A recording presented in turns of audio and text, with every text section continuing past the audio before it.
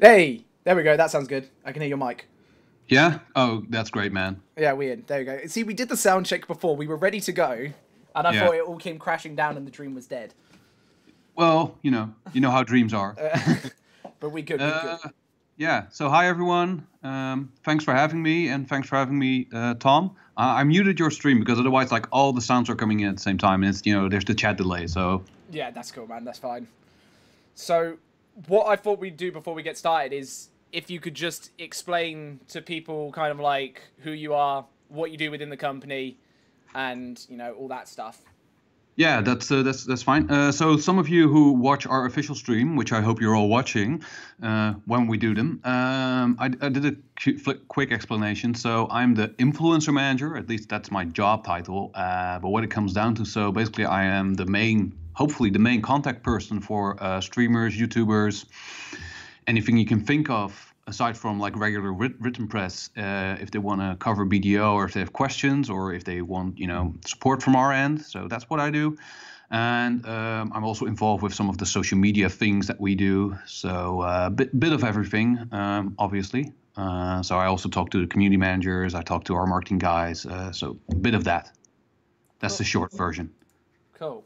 Um, Right, well, let's just get straight into it then, I think. It's probably the best thing. I've already explained sort of where we got the questions from and all that stuff. So I think the best thing really is just to go down the list, get through these questions.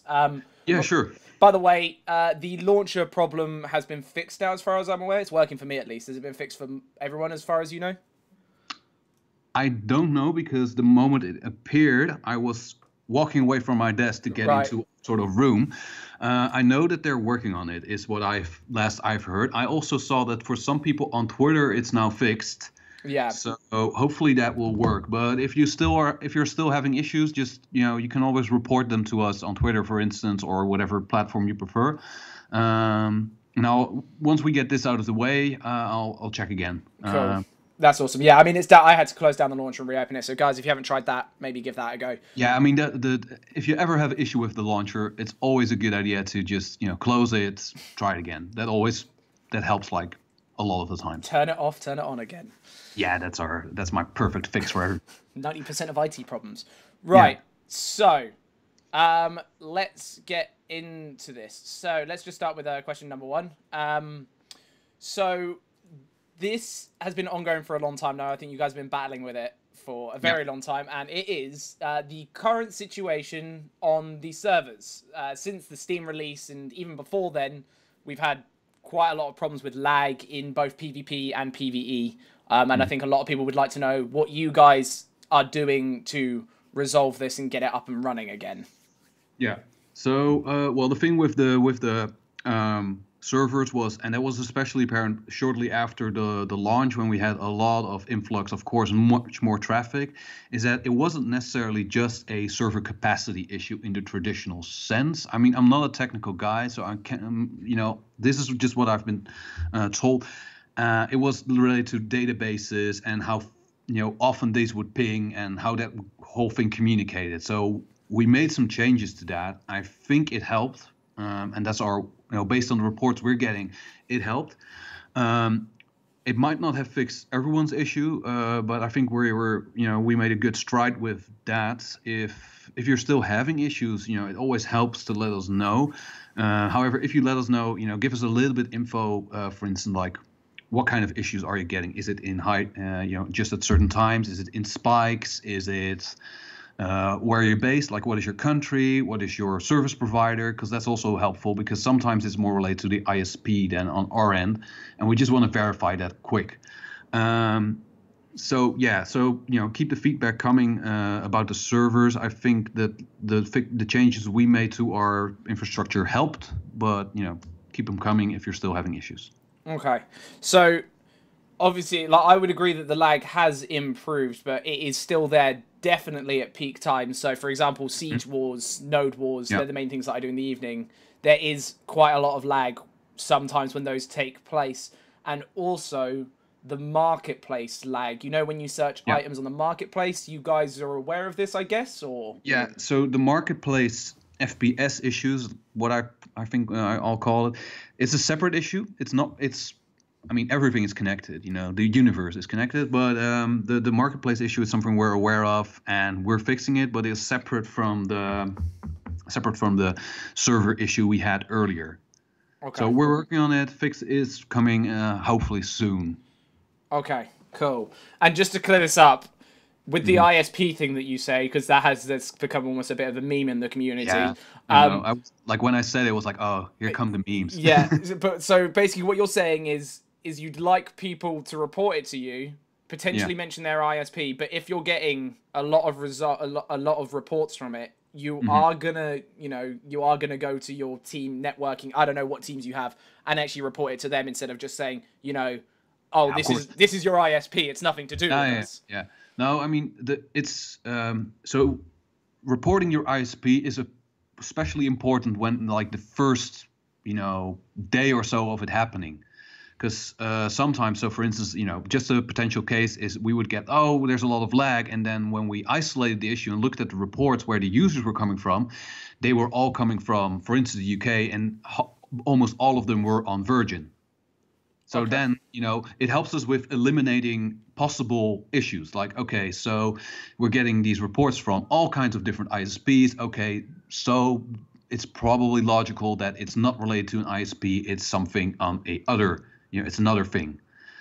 So it's purely for the reporting issue, and it helps us in that initial phase of establishing where does the bottleneck lie, where is the issue. Okay. All right. Okay. Fair enough. As long as we know you guys are kind of like looking into it and trying to fix it as fast as you can, that's the main thing, I guess. Yeah, of course. Yeah. Cool. Right. So the next question I've got is, it was mentioned by Pearl Abyss. I think it was actually last year now at that convention that they do. That they wanted to try and balance every classes so they were on a similar power level with DK Witch Wizard. They shared a spreadsheet where it essentially showed how many kills certain classes were getting in PvP and Node Wars compared to other classes. So do you have any information on how they plan to do this? Were they able to tell you anything? Yeah, so the approach for balance is that, and this is what, we directly discussed this with PAs, that they prefer to take a gradual slow changes or gradual small changes would be the better way to put it, instead of making these massive overhauls all in one go of a full class set. Because the game is quite complex. The game, I mean, we have quite a lot of classes, even if there are some mirrors between that. And if we would change everything all at once, it would be very difficult to isolate, what everything did or if it helped. So, it's a gradual change basically. And again, it's important that we get the feedback. So we make a change in the patch, let us know how it works for your class. And try to keep it as constructive as possible. Not because we don't like negative feedback, but more if it's more specific, like what you don't like. So, for instance, not saying my class is bad, because that can mean a lot of different things for different people. Because everyone has a different definition of when is a class fun and cool. I mean, it could be unrelated to a change. It could be just that you don't like a specific part of the class. So, yeah. That's so give more details, basically. Yeah, give a lot of details. Like, if you're saying, well, I don't like the amount of, like, I feel that this skill doesn't do enough damage for the cost that's involved or the setup I have to do or, whatever. It really depends on the class or the cooldown or whatever. Then, that's helpful feedback, because that we can communicate way more effectively to Pearl-based than just saying, yeah, the class is not good. Because that's that's fake. No, I get that. So things like that we've seen today, like the Kuno buffs. Yeah. Is that what they're trying to do? They're like leading towards maybe balancing more of the classes by just buffing a class at a time, trying to get more of a level balance. Is that what you're suggesting? Is that what they're going for? Yeah, something like that. I mean, it's an ongoing thing. It's it won't happen in one go. It shouldn't. The main idea is not to do Kuno fix patch, just adjustments to certain classes, and then let's see where it goes from there. Okay. That's not to say that a big change to a class won't ever happen, but this is more like the balance process. I mean, if we revamp a class or change things, that's always possible. Okay. Cool. All right. Okay. Fine. Yeah. No, that makes sense. Okay. So next question. This was a big one a couple weeks ago. I'm gonna reignite the fire now. So a long time ago, there were various discussions about a new karma system being implemented. One of the Yeah. systems was actually the bounty hunter system, and then this kind of just faded away into nothingness. There was no announcement of why you guys dropped the plans. We didn't get anything. Like, basically, you dropped the plans to change the karma system, and then you dropped us with the 120k karma Yeah. system, which is a nightmare. Is there how much control do you guys have over that? Is there anything that you can change to make it better for people who actually want to PvP? So yeah, so we made that karma change, and with the 120k, whatever you want to call it, that was mostly because there was a big influx of people, and what we saw in our data that it was a lot of PKing, like excessive so, which also made it very difficult for this new population to get into the swing of things. I mean, yeah, player killing is definitely part of the game. I mean, it's one of the fun things, I guess. The fighting over nodes or grind spots or whatever you can think of. But there needs to be some sort of balance, I guess. So after that change, I think 2 or 3 weeks after, I don't have the exact dates in my head, we made another change where we made it so that the game calculates your gear difference, I'd say, when determining the amount of karma you lose. So it would be, if you kill a very low, like a lot lower geared player, is that the correct way to put it? Yeah, with a lower gear score, you would get a bigger, punishment karma-wise than when you would kill someone who is on an equal level. I haven't done the exact math, but I've been told that way, there's some balance. Now we're still gathering feedback on that system because it was a relatively new thing we came up with. So please let us know what you think of that system, how it's working out, how we could improve it, and then we can go from there. I mean, we're very open to the feedback for that. The thing was with the karma change, we wanted to gather feedback from a large part of the community and not just the people that were not just the so-called vocal minority that was very vocal in the first few days. Yeah. So I can one of the main problems with the karma at the moment is that it's incredibly easy to abuse. And I know I can't come to you with an easy fix. Because I don't have any great ideas about it. Someone in the community probably does. But the problem is that it's so easy for players to abuse it. Like, they can come in and they can, just karma bomb you out of your spot, and they can just ruin it for other people. So what happened to ideas like the bounty hunter system? Why did they just get dropped? Do you know? I'm not sure if they're actually completely dropped, or if there was a sidetrack where we went. This is something I need to check exactly what happened to the bounty system, the specific one. But it was mostly tied to, we have this influx of new players and returning players. I mean, not just new players, just returning people as well. So that's why we made the original changes, and now we are, we have this new system. What we hope, it's probably room for improvement there for sure. But we're gonna see where that goes, and then maybe the bounty hunting does come back. I'm not sure if it's I'm not sure if it's actually shelved indefinitely. I'll need to check that further. Okay. Because it would just be nice to have something that, I get that you're trying to protect new players. I think most of us could understand what the intention of that karma change was. It was to stop new players from getting killed constantly.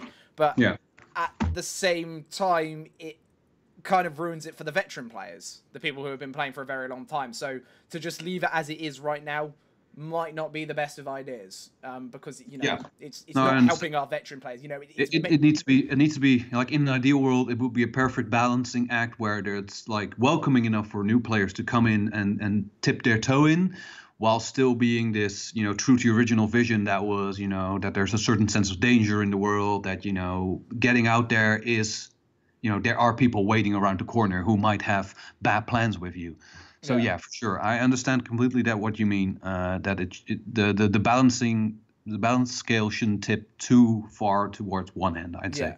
But surely that's the sorry, not to dwell on this for too long, but because I know we've got a lot of questions. But surely that's the idea of Olvia servers.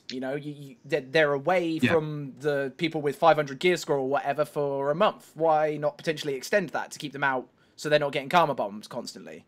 Like, instead of punishing everyone, make a system that caters to the, the new players.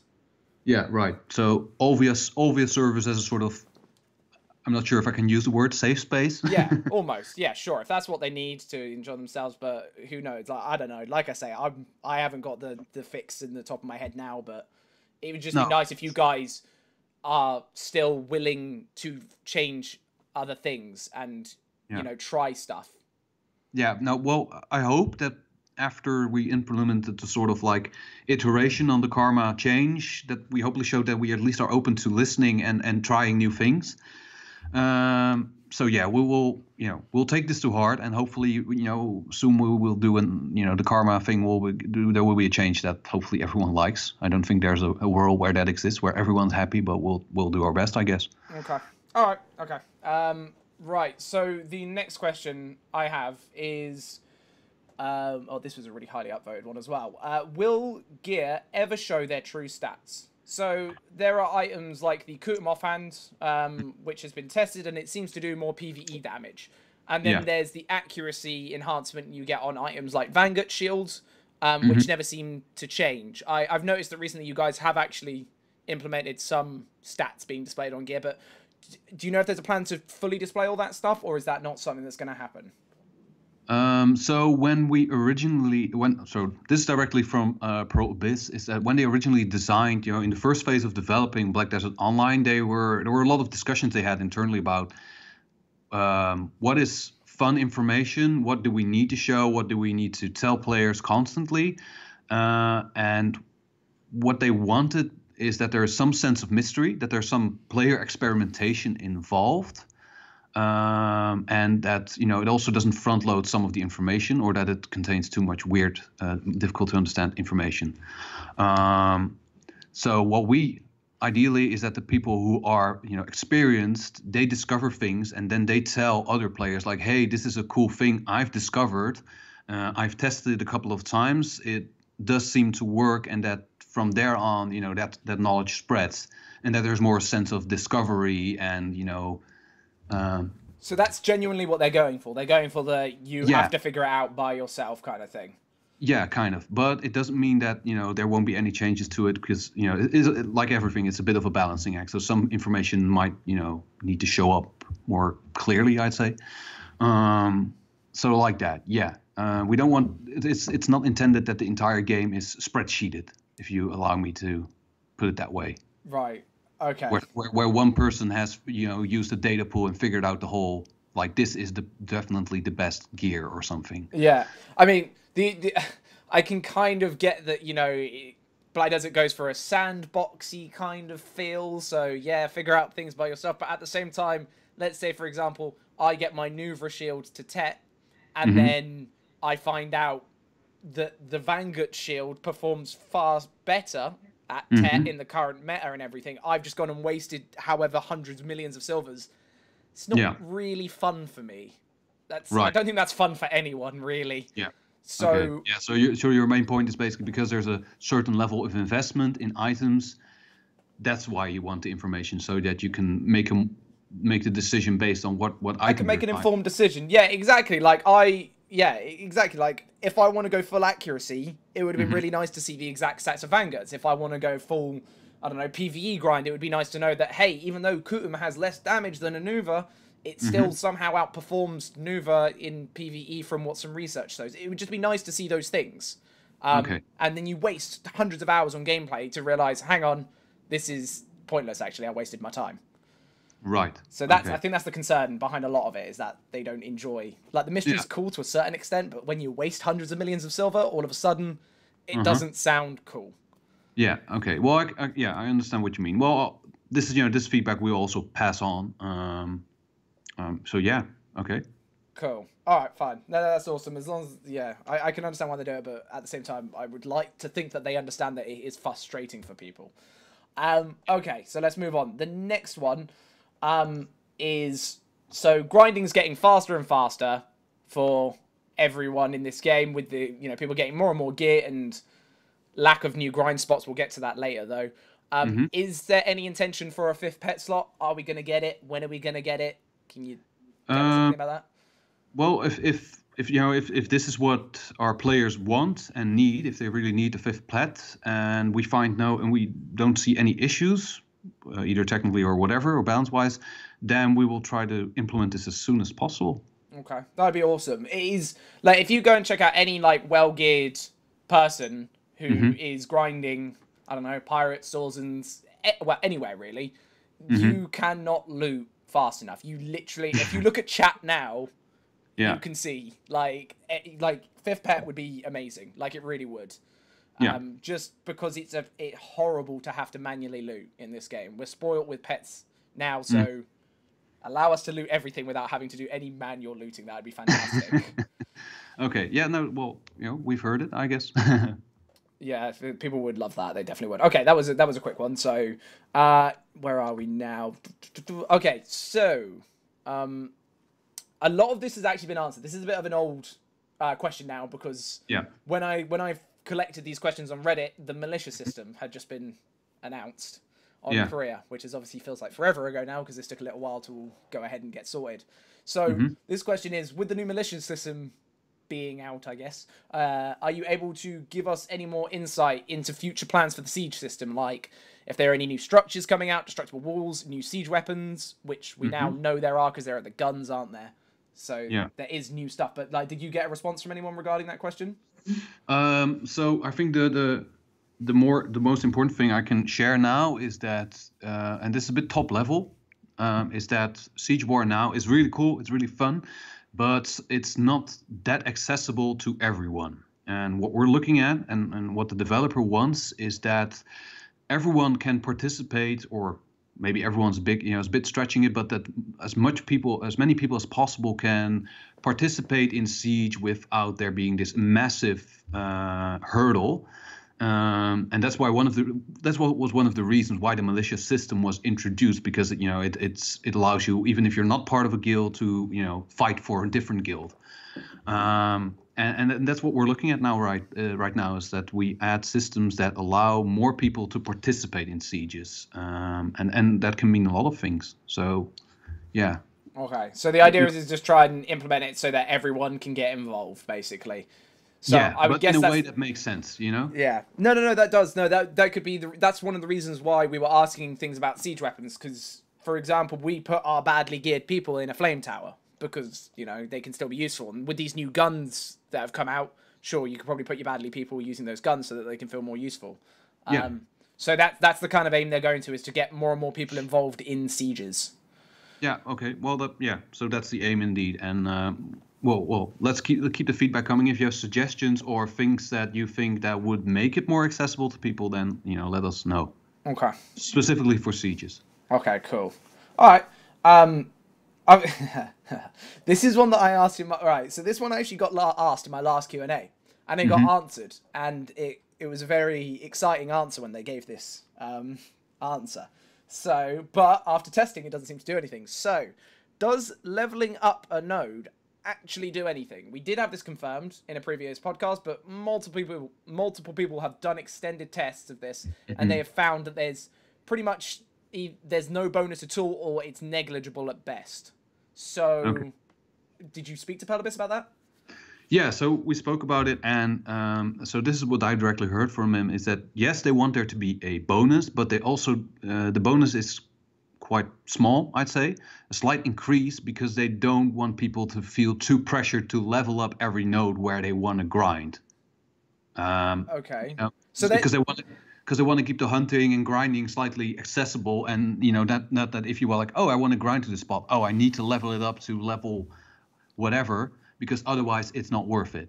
Okay, so as far as Palabis are concerned, it's actually working, but on a very small scale. Is that pretty much what they said? Yeah, this is basically what it's about. It's that the intention is that it gives a slight increase, and it makes it slightly more effective to do things at that node, but not to be so worthwhile that you feel the need to have this massive, to have this node level. But surely that's the sense of progression. Like, oh, okay, I've just started playing the game. I'll get this up to level 4, and then over time you can get it to level 5, level 6, and all the way to level 10. would it be possible that there's research out here? I don't know if you've read it. I don't know if you've seen the spreadsheets that people have made, or I think there have been a couple of videos on it and stuff posted on the forums with showing that there is no there's no benefit to doing it. If I were to send you those, would you be able to give that to Pearl Abyss and go, look, this isn't working, like based on this research? Well, I mean, if you have a report or something like, hey, I have the idea that this is not working as intended, or whatever, this doesn't feel like satisfying to me, you can always send it to me. That's always fine. I mean, we're always open to feedback or reports, and then we'll make sure that it gets passed along. That's of course. Okay, cool. All right, okay, that'd be awesome. Yeah, because this has like been an ongoing thing now for months and months, and we all got really hyped when they announced it, and we all invested our energy in certain places, and then it didn't really do anything. So, it doesn't seem to be working at all. But yeah, I will drop that down to you. I will send you that information because I would like to hear something back from Pearl Abyss after seeing that research, what they say regarding that. So that'd be cool. All right, okay. Oh yeah, this came out a lot. This has been asked a lot since the launch of Steam. So, a lot of people have been questioning the AFK style of Black Desert. Could you give us a bit of insight to why things like processing, fishing, and work orders have been set in a way which require you to leave your computer on 24/7 to get the most out of your characters? And on top of that, are there any plans to potentially allow users to log out with queued up work orders or processing jobs? So the idea behind the AFK activities is that because there's a lot of different activities that take quite a long, they require you to play quite a few hours. We want to have some way for people that cannot play like actively at the keyboard during those hours to have some sense of progression. So, for instance, like the fishing and the horse training, and that helps. That might help you as a sort of catch-up mechanic. However, I mean, there's also, like with anything, there's also a balancing act with that, and some activities are limited in their technical ability, in what's technically possible. For instance, if we allowing users to log out with a lot of queued up work orders or processing jobs as a sort of like offline activity, isn't possible because the character needs to be in game basically to function.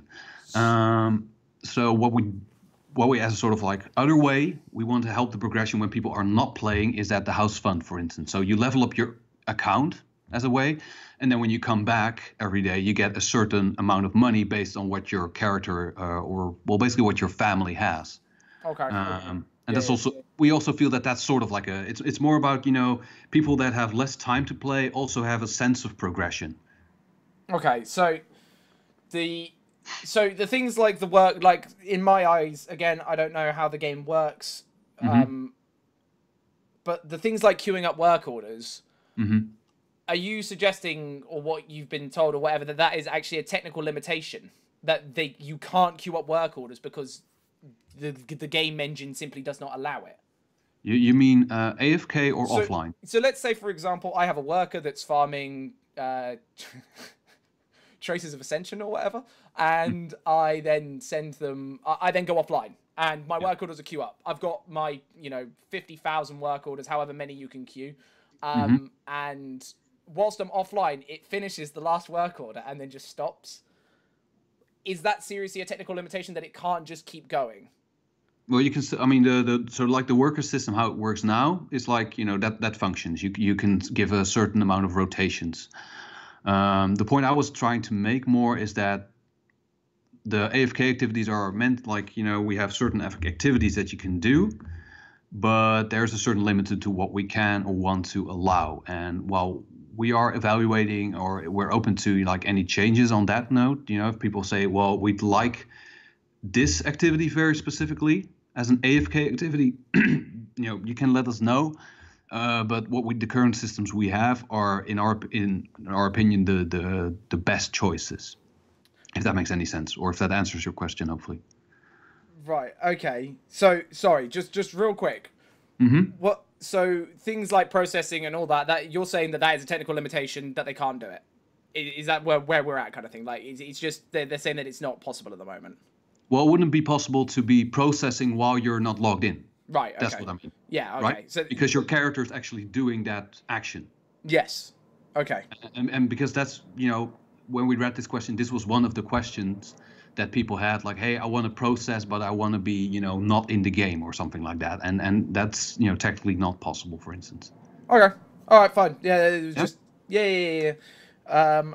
Right. But the workers, unless I'm going insane, and my chat, for the love of God, correct me if I'm being a moron. When, because I'm really worried that I'm being an idiot now.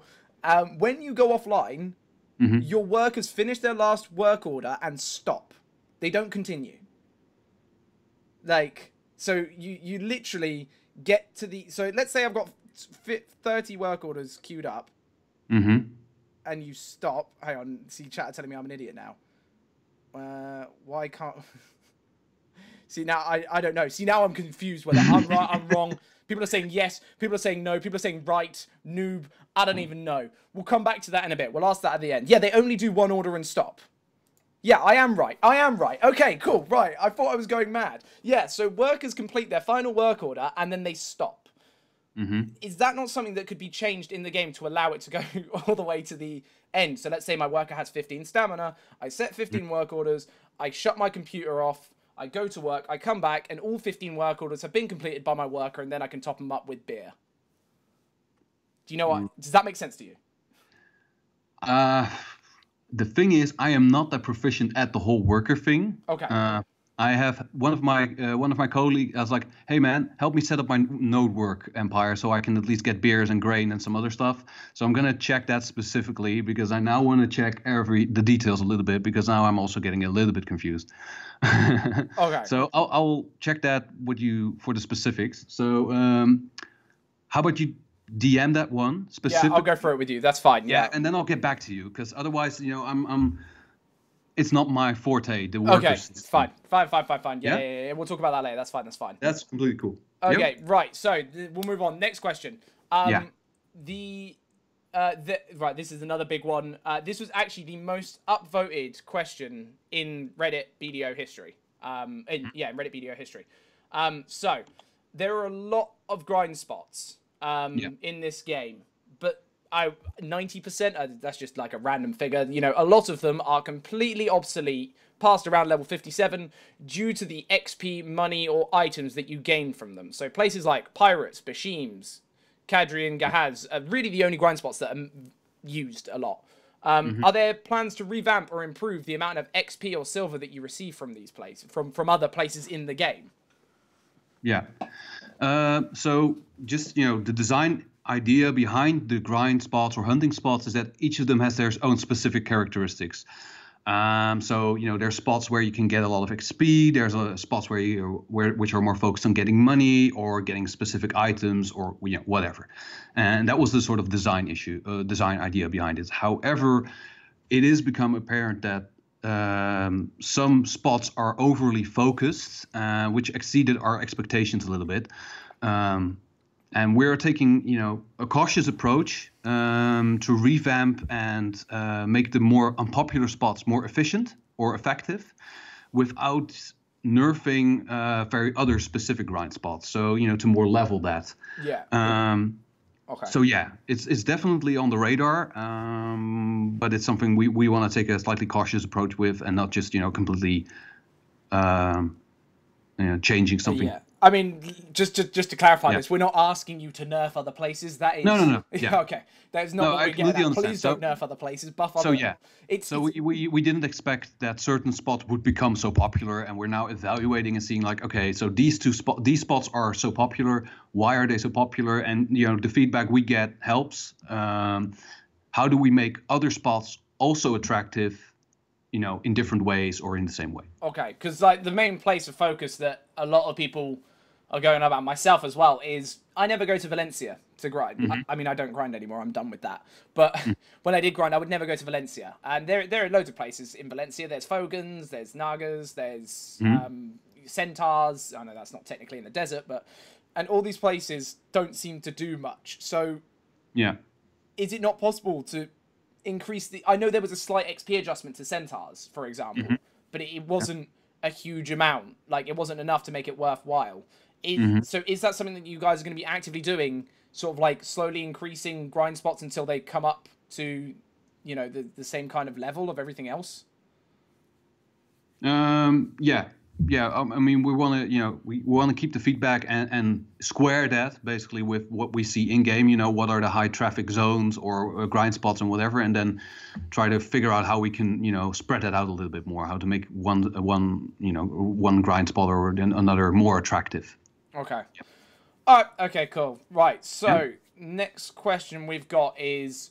Again, this was announced actually by Perlabis in the convention thing they did last year about optimization changes in BDO. Yeah. We haven't really seen anything implemented yet, at least that I'm aware of. Are you able to give us any more info about what kind of optimization changes they're doing and, what it will do for the game? Yeah. So... quick and short version is that any optimization changes that have been deployed in Korea will make their way to the EU NA version at some point. And it's also not even completely off the table to introduce certain specific optimization changes. So yeah, it's coming. I don't have an exact date when it's coming, but it will come at some point. We can expect optimization changes. Yeah. Okay. Do you have any sort of like details on what specific optimization changes they might be, or is it just we're going to get some when we get them? Well, I'm afraid that we'll run into very technical stuff very quickly, and then I'm a little bit out of my field. Okay, so we can just expect them, not sure when, soon TM and all that. Yeah, exactly. Okay, cool. Wait. Oh, okay, yes. So I thought I was double asking a question then. Right, so next thing is hidden stats like accuracy and evasion have become pretty popular in BDO lately. With obviously the accuracy meta on EU right now, and I think NA are now starting to adopt it. Many people have asked if you could have this added into the stat window so that we can see how much the character has. How much the character has. Is this likely to happen or? Yeah. So, well, like we said earlier, because we like the whole discussion and the discoveries that people are making and the amount of research some people are making into like, I think this is the best. We really like that, and we want to keep that going. But at the same time, we're looking at, ways to implement certain stats or certain things to show up on your character sheet. So, we're reviewing that and we're checking it out. And yeah, we're open to adding new things to that. Okay. So there is a potential to actually get accuracy added, for example, because at the moment all we're doing is say you've got your red coral earrings, you've got your Vanguard shields, and I don't know, other random accuracy gear like a necklace of good deeds, which I'd never see people use, but anyway, to get all those stats added up together and put onto our stat sheet to say, you have this much accuracy along with the APDP kind of thing. Yeah, so that is a possibility. I'm not going to go into specific stats because I'm not completely sure if I, this stat is coming, but yeah, we're open to adding new things to the character sheet. I'm going to leave it at that. Okay. To stop, maybe disappointing people later. Okay, cool. All right. Okay, fine. Okay, so here's a hot topic. So there has been a recent outbreak in accusations about people using various bots, exploits, glitches, bugs, everything. So are you guys dealing with this? So things like the phishing bot, let's say, for example, this has been ongoing for a long time now. The phishing bots have been running rampant. They're quite easy to detect for us on a single level. We can go up to them, we can try and trade them or whatever, and it will, they'll instantly accept, or party invite, they'll instantly accept it every time if they're doing it. So, there is a way for us to see that they're doing it. And then also, again, there's all the worker node stuff that's been going on right now. What are you guys doing to deal with this? So, especially the phishing bots. So we're very, we know it's happening and we are taking action. However, one of the things that we do is that we prefer to collect all the data and then ban in a wave instead of, every time we get a report and we verify that we ban one person. Because it's better to ban in a complete wave because then it's more unexpected. So the people that are exploiting, don't get a heads up, because otherwise, someone might be using a phishing bot. He gets reported and banned, and then he might pass on this information like, hey guys, they're onto us, they know what's happening. If we do it in one go, then there's less chance of that. So you're trying to get a ban wave going, essentially. Yeah, ban wave going. Yeah, exactly. Now, And I think and on that note as well, we while we appreciate everyone reporting it, we prefer to have our own internal data, not because we don't like people doing this effort. We really appreciate that, but the good thing, there is a little bit of risk when it's a user report that there is some sort of like tampering with it. Yeah, fake screenshots. Could be someone they don't like. Yeah, because it's someone they don't like. Exactly. So my question that kind of leads on from that would be, we've had a few incidents with you guys having false positives for ban waves. So let's say, for example, you guys are working on collecting information to ban these people that are fish botting, and you've got ban waves. Are you guys confident that the method you're using to detect these people fish botting is accurate? Because the worst thing to happen would be, let's say you permaban 1,000 people, and even if 50 of those are false positives, that's going to be, pretty bad. Yeah. Well, yeah, and especially for the fish botting. So that's why we take time to collect data, and we try to be as thorough as possible, obviously. So yeah, because we want to avoid the false positives. Right. Okay. So that's why it's taking longer for you guys, as far as you're concerned, because you want to not have false positives. You don't want to ban people incorrectly. Yeah, exactly. Okay. And also, because I know this is coming up a lot, can you just explain a little bit behind why you would give someone a 72-hour ban over a week ban or a perma ban? Like, what is your...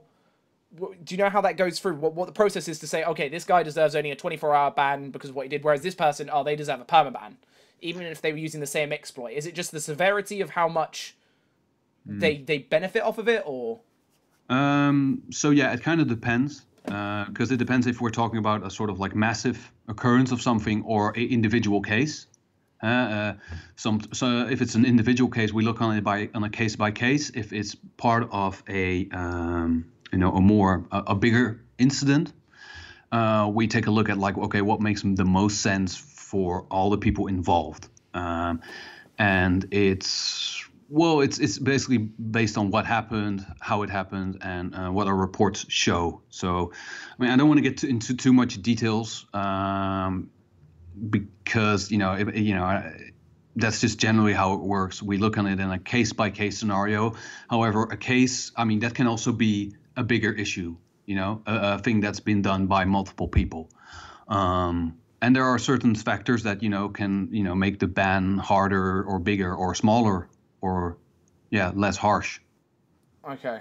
All right. Okay. Right. So let's move on to the next question. Where are we? So you can now buy, there was an introduction, this is a while ago now, of horse marketplace notifications, which means people can now see when a tier 8 gets listed. And there's still no bidding phase for this. So basically what you have to do is you have to sit the market, flick back and forth, and just hope that you are the first person to click it and win it. Is there going to be a bidding phase, maybe?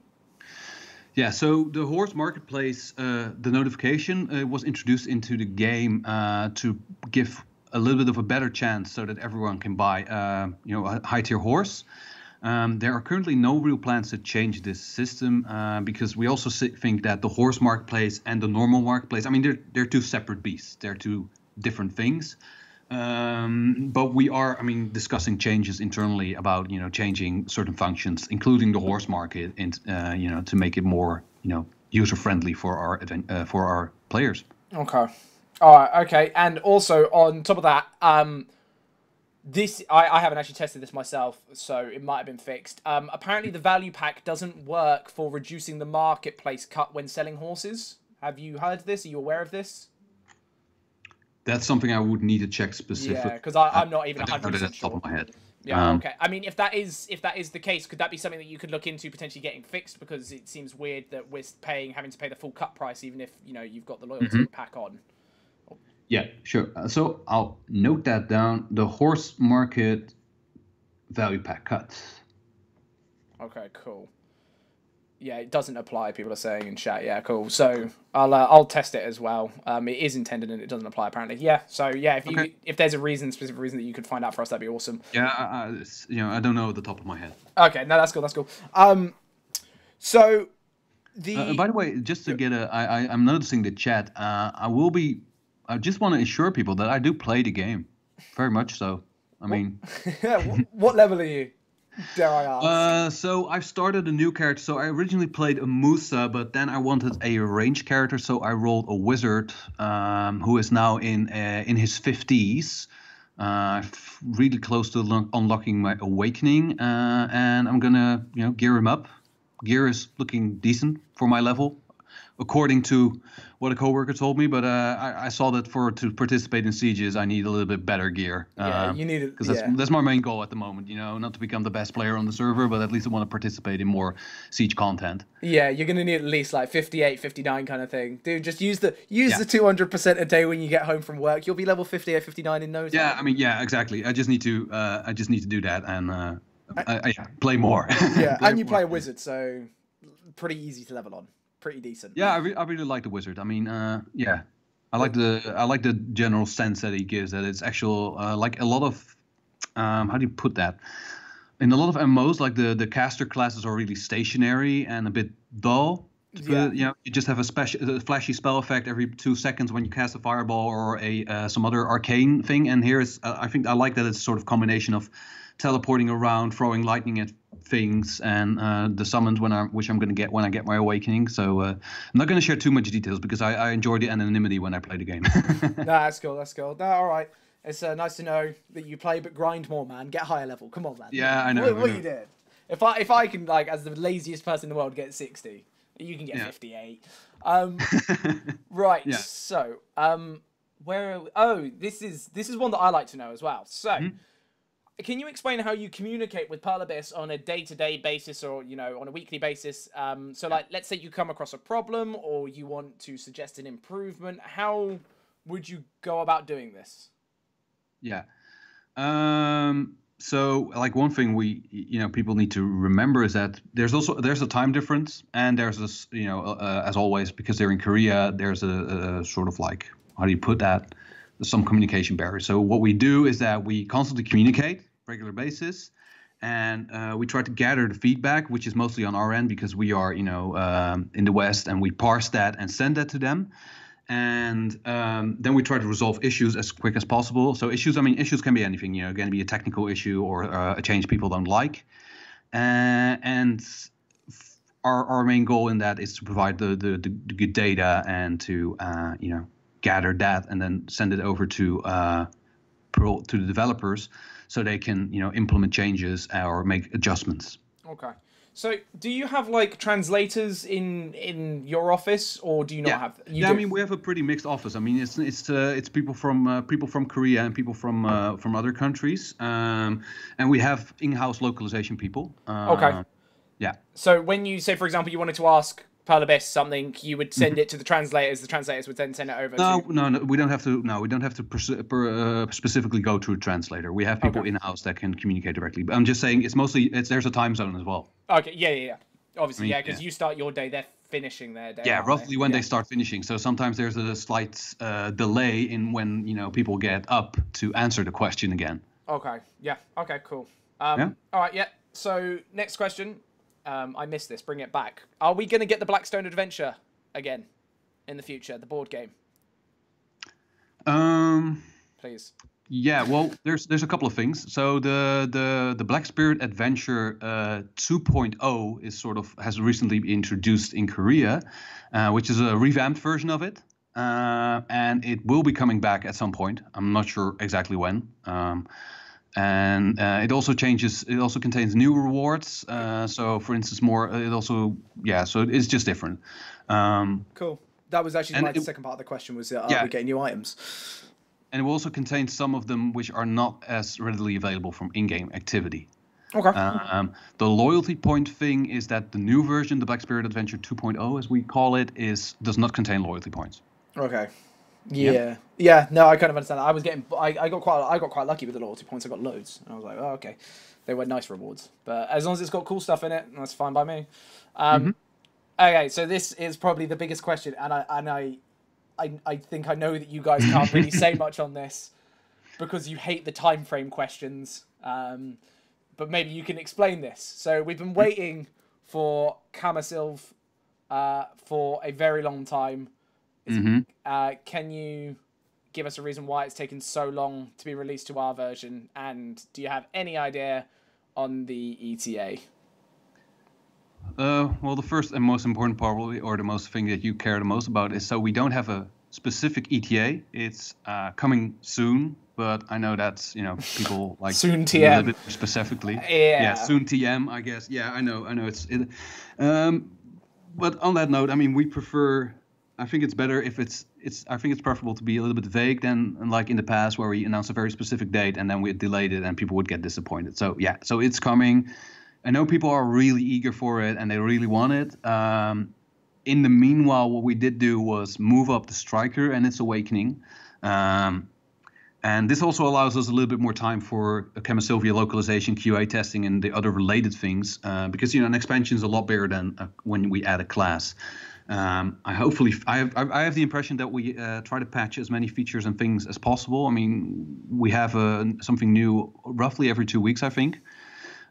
So I hope that's a little bit of a salve, but for the wound. But yeah, it's coming soon. Okay. And we're aware that it's a very highly requested thing. Okay, cool. Luckily, I mean, now that we have the striker, it does allow people that made their striker now to level up and participate in the content when everyone's getting it. So hopefully that's a bit of a silver lining. Okay. I know you're saying soon. Yeah. Are we talking less than 2 months, or do you literally have no idea? Can you give us a ballpark? I'm not going to go into the details at all. Okay. I don't want to do that. Okay, you don't want to shoot yourself in the foot, basically. Kind of thing. This doesn't happen. All right. Do you know if we're going to be getting I can't say the full word properly. Kamasylvia. Kamasylvia. There you go. In one big patch, or are we getting it in 2 parts like Korea got it? I don't know exactly yet. We're still finalizing the exact release spec. It could be, we need to check that. We will, when we announce it, so when we announce the release date, we will also announce what it contains, hopefully. Okay. Yeah. Okay, cool. So when you announce it, so you are going to announce it before just randomly dropping it on us, because every Wednesday it comes up and my guild are discussing, do you reckon we'll get Kama today? And I'm like, no, probably not. They'll probably announce it. So it will. Yeah, we will try to do a pre-announcement as where possible. Okay, cool, awesome. All right then. So the next thing is, I think we've spoken about this previously at some point, about BDO was coming out on the Xbox One. Do we have any details on this, or is it literally it's coming out at some point, enjoy? Like, is it going to be the same version as ours, or? Well, yeah, basically that. At the moment, we don't have anything new to announce about the Xbox One version, aside from that it's coming. Okay, cool. Yeah, I know it's still very early days, so... Yeah. All right. And will you guys have any involvement in that? Because obviously, I know you're you're not the developer as such. Like, will you be involved in the Xbox version, or do you not know yet? Yeah, like I said, at the moment we don't really have anything to announce yet. All the details for the game or for the Xbox version are still are in progression. Okay. All right. Okay. Yep. Cool. Right. So these are a couple Siege questions that I've been asked, and they always ask the same few questions. So. In Siege Wars, it's incredibly frustrating when a spectator sets off all your traps that you've just laid, and they can even open gates of the actual castle. Is there a way that we could maybe not allow them to do this? Because, we kill spectators when we see them a lot of the time because they just get in the way. But a lot of people want to watch. I want to watch. There's a guy called Jules who sets off traps left, right, and centre, but he's just trying to watch. I mean, are they aware of this being a problem? Yeah, well, we understand that it can be frustrating to have spectators trip your traps, and kind of ruining your preparation. The game is a sandbox game, and that one of this, this is a part of that, I guess. What, setting off traps and all that? So you're saying that's the spectators being able to walk on, like that. And all that. Okay, yeah. So it's okay, right. So it's like they're gonna get. What do you propose? What would you propose? Like, what do you think would be a sensible balancing thing for that? I would say give them a form of immunity, but then I'd be concerned that people would abuse that. Yeah, exactly. So that's always that's always the tricky part, because how do you eliminate how do you make someone exactly a spectator or just someone random who's trying to infiltrate? And it also allows for some interesting tactics, I guess. Yeah. I mean, random people can just try to sneak in or something. I mean, the other option would be to just completely remove anyone who is not participating in the node war from the channel when it starts. But then obviously then that kills spectating completely and you can't do it anymore. So I don't know. I don't know. I can't, off the top of my head, I can't come up with any fantastic ideas that wouldn't allow people to see too much. So yeah. I don't know. I'll have a chat with the guys, see if they can think of anything. I'll talk with my stream afterwards. I'll be interested to see if they've got anything. Okay, so next thing, again, siege related. This is the siege section now. Cannons are a big part of sieges, and people place them near a safe zone, and when they get attacked, they just pull them into a safe zone, and then they'll become unattackable. This kind of thing also happens when the fort is near a safe zone. Guilds will gather right by that safe zone, and then they'll push out. Is this something that you guys think needs changing, or is this just part of the game? We consider it part of the game. It's part of the siege war strategy where you build your fort or other structures in the tactically appropriate places. That's kind of what we think about it. Okay. So there's not any idea to sort of like make, because there are lots of quite nice build locations in the game, but the problem is if you build there, we're 50 to 100 foot away from a safe zone. We can't build there because we're going to get bad. Could you not simply disable safe zones in a node war?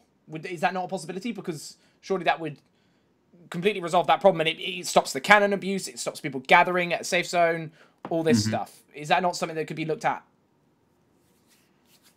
Like I've said a couple of times, I'll pass on that feedback. I mean, if that's but we like how it's currently working is, in our opinion, appropriate and makes sense. All right. But yeah, I'll at least pass on that feedback. Yeah, that would be cool, because it would be nice to not have to be pushed out of certain base placements or whatever, or have to deal with a cannon guy that's pushing it back and forth. I think most guilds do it, but if we can't do it, then there you go. Okay, so the last question I've actually got on the sheet, and then we'll get to some questions that you guys want to ask, as long as you've got time, Imre, is this has actually become more and more of a thing lately. Right, so unless something's changed, because I hadn't tried this in a long time, when you start a node war, you can literally be on top of an enemy's base. You can do it in a siege as well. You teleport inside their walls, and you can shred their base to pieces within the first 5 seconds of the siege starting. So you completely bypass the walls and all the turrets and stuff, because you can't sit in the turrets, and people teleport to base. So are you guys aware of this, that you can literally just shred a base apart in the first 20 seconds of a siege by just standing on top of where it's going to be? Yeah, we've so this thing was brought to our attention, and we can see how this can be problematic. So we're looking at a way to alleviate that or to fix it. Okay, cool. So it's not something. And do you consider it an exploit at the moment, or it's in the game, it's fine until you guys say so? That's a difficult one for me to say, because I can't really. It's not really my place to judge if it's an exploit or not. It's more of a But it is something that you are aware of. We can see how this can be problematic. Yeah, I mean, it's happened to us. We've done it to other people. Other guilds do it. Everyone does it to everyone at this point. And it's just you use it because it's so powerful, but at the same time, it's so damaging as well. We've had times when both guilds have spawned in each other's bases, and our bases are nearly shredded after the first 30 seconds. And it's not fun for anyone really. But if you don't use it, then you're at a massive disadvantage. Okay, cool. So that's it really I've got for the questions that I've got listed. Guys, do you have time, Imre, for a few questions? I don't have that much time, but if I can, it will be helpful if I can gather some things, because then we can maybe put that into. Gather questions. If you can't get the answers, are you gonna? Did we say that you wanted to give them back to me, and then I'll put them somewhere for people to see? Yeah, let's see what we can do. Yeah. Okay, cool. Sure. We'll figure something out. Right, okay, so hang on, guys. Here's the way we're going to do it. We don't have much time. How much time do you have, Imre? 10 minutes? Less? More? Yeah, about 10 minutes. Right, we have 10 minutes, guys. So can mods please put chat in 60-second slow mode? Okay? And we will ask, if you want to ask a question, tag me in it now. And I will try and pick ones out. Imre, if you see one that you think, oh, I can answer that, fantastic. Okay, hang on, let's have a look. Where's Kamasylvia? I'm not going to ask that. Oh, yeah, this is a good one. Guild community in-game customization. So, like, potentially more in-game ranks and giving other people powers to potentially do guild summons. Do you know if they're planning on reworking any of that? Because the guild system is very basic at the moment. I don't have any specific things that I know of that they're changing. However, I mean, it's a bit of a related note. Is that there was a new arena added to the game this week for guilds to organize their tournaments. I mean, I know it's not the same thing, but it at least gives you as a guild a little bit more like a cool thing. It's sort of like private matches. Yeah. Okay. Yeah. Okay. So it's just because like it would be nice that, let's say for example I'm at work in the evening, my guild then doesn't have a guild summon. That's it. And it kind of sucks because it puts you at a massive disadvantage. So yeah. Let's see. The Mystic that you guys announced that's on track for Q4 of 2017. Is that right? Yeah, I think. Well, it's coming. I think it's soon. TM. Soon. Yeah. Okay. I enjoy keeping things a little bit vague. Okay. So. Okay. All right. Yeah. No, I get why you don't want to shoot yourself in the foot. I do understand that. Because I would. Well, I can't remember at the top of my head what was said in the press release. I don't write our press release. Nothing's changed since that. Is what I'm trying to get at, as far as you're aware. Not that I'm aware of. Okay. Cool. But I mean, any release schedule can change. Okay. All right. Yeah. Obviously, if they encounter problems and stuff, but it'd be cool. Guys, I'm not going to ask questions about individual classes and specific spells because that's very, very specific that we're not going to be able to get an answer for. So, hang on. Hang on. I'm trying to find one. Oh yeah. So, has there ever been any like discussions or anything about a way to make money from PvP? Because a lot of people, that's the end game for them. Like, they love doing RBFs. They love like going out and warring other guilds and all this, but like you can't really make very much money for it. Could that potentially be discussed about a way, can we actually do this to make more than the equivalent of 500,000 silver an hour or like 1 million silver an hour? Ah, right. Yeah, so it's a sort of, do you mean like in a replacement that you don't have to grind anymore? Not even that. It doesn't even have to be as efficient as grinding. It would just be nice to know that when I'm going to an RBF, yes, I'm having fun, but hey, I'm also making, I don't know, 2 million silver an hour. I don't know, anything. Like, I'm not saying give us 10 mil an hour from playing RBF, but, if your team wins, you get da-da-da kind of thing. Because at the moment we get the seals, but it would be nice to get something a little bit more. Yeah, well, I'll suggest. So specifically money, right? Yeah, I mean, money, rewards, anything, would be cool. Like extra rewards, black stones, I don't know, hard shards, sharp shards, anything like that. Memory fragments, anything. Yeah, I mean, there's a sort of balancing act for all the different activities of the game. Yeah. So yeah, you don't want to mess too much with that because then one activity will become the de facto activity you need to do. Yeah. So yeah, obviously you have to try and keep it balanced, but PvP is nowhere near anything. All you get is the seals, which you can melt down into a good crystal to make 20 mil. But to play the amount of games you need to get that crystal, it takes so long that it's nowhere near worth anything. Right. But yeah, that could just be cool. Okay. This is getting asked a lot, and I'm sure you guys have answered this, but if you could just answer this again, that'd be great because it would clear it up for people. Damage numbers. I think there was a little mistake on your stream a while back where you showed damage numbers. Yeah. That's only for GMs for game testing purposes, isn't it? Yeah, it's a QA only feature, and there's currently no plan to bring it to our server. Okay, cool. All right. Yeah, I just wanted to check that. One second.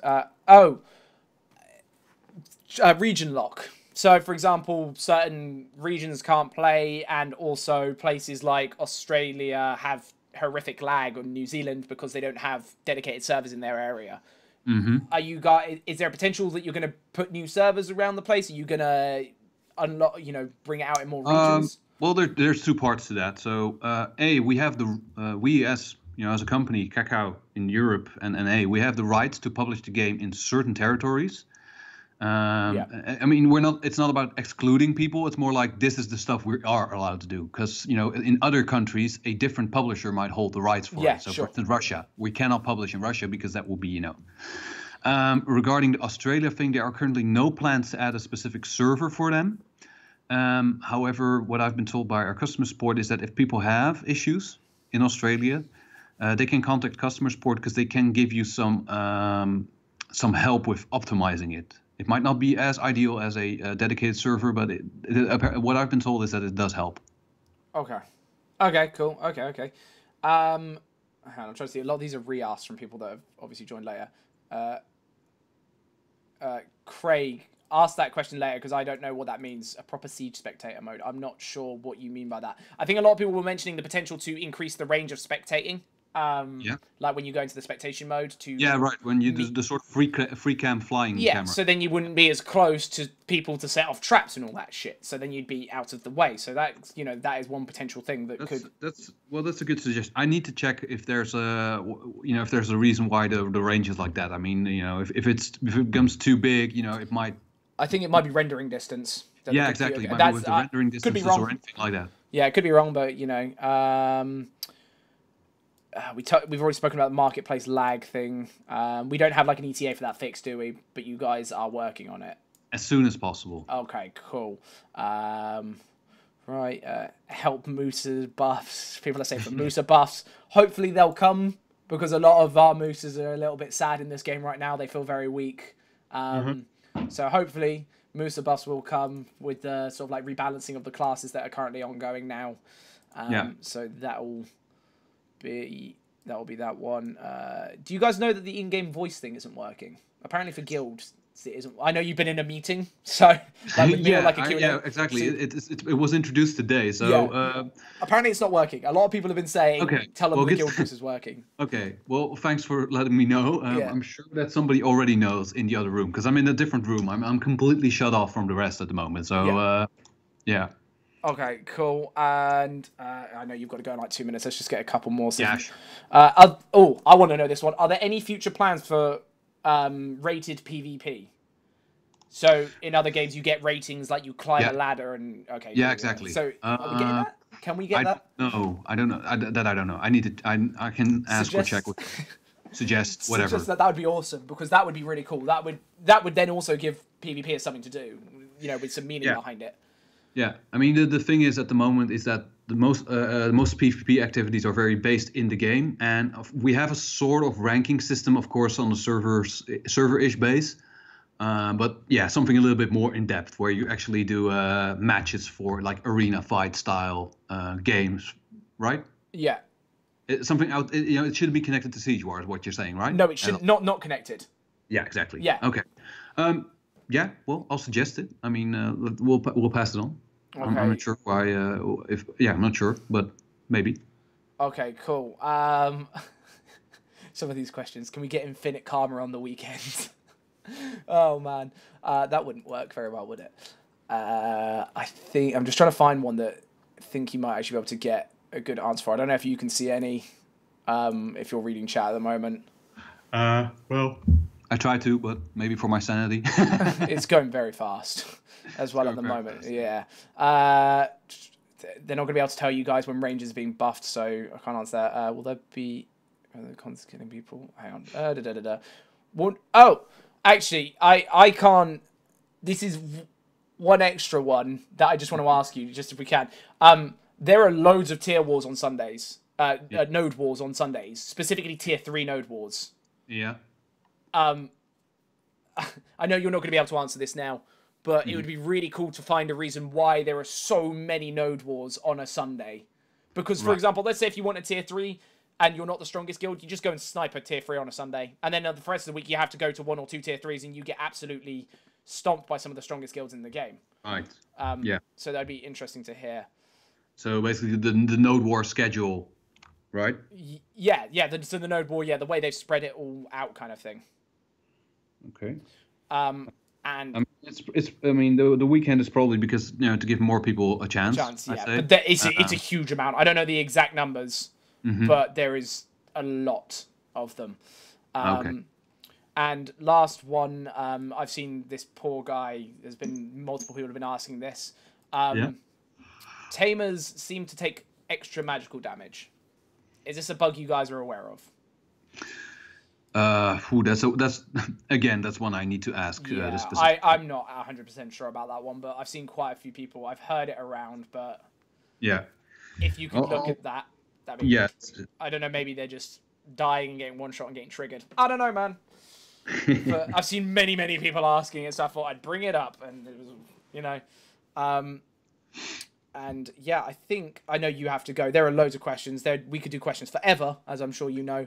Yeah, I kind of get that impression. Yeah. Impression. Actually, just last thing. Have Yeah. you ever considered a PvP channel? So, like, you don't lose karma on that channel. You choose to go there. You can grind there. You can do everything you can do in a normal channel. But PvP is perma turned on. You don't lose karma if you get killed. That would be a place for the best geared people to try and hold spots or whatever. And they can actually fight for them. Is that something you guys have ever considered? I don't think it's on the table right now, as far as I know. But I could always check if it's something maybe in some secret room people are like, wanting to create. Okay. All right. PvP only channel. I mean, that would include safe zones, right?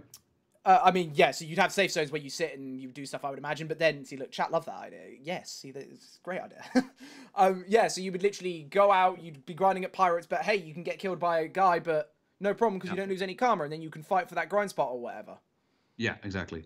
So that could be really cool because that would alleviate almost it wouldn't fix the karma problems, but it would almost, people would be a bit more happy about it because they can just dodge the karma issue if they've got the gear and they think, hey, I'm going to fight for my spot, you know?